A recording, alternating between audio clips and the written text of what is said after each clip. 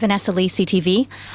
Does this mean that restaurants, for example, won't be able to use plastic cutlery? And what would you have to say to small businesses who can't afford to make this massive change? Well, this is exactly why we are taking the time over the coming year to analyze, based on science and data, what is the right path forward on banning harmful single-use plastics.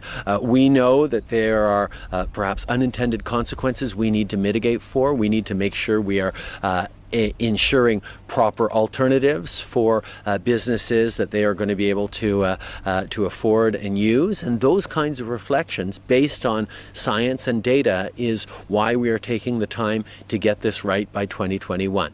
We also recognize that when we talk about the extended producer responsibility, there could be challenges to small businesses or startups, and I want to emphasize that our focus will be very much on making sure that there are opportunities and that there are not difficulties for small businesses. We recognize that it is the large companies, the Coca-Cola bottling companies, the Unilevers that will be and are always the most significant contributors to plastics around us, that will be made responsible for the full life cycle of the products they sell to consumers.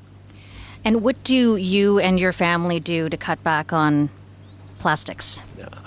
We have recently switched to drinking water bottles out of when we have water bottles out of a plastic, away from plastic towards paper, like drink box water bottles sort of things. There's a number of choices we can make as consumers that will do better, and every consumer needs to look at ways they can make smarter choices in their consumptions.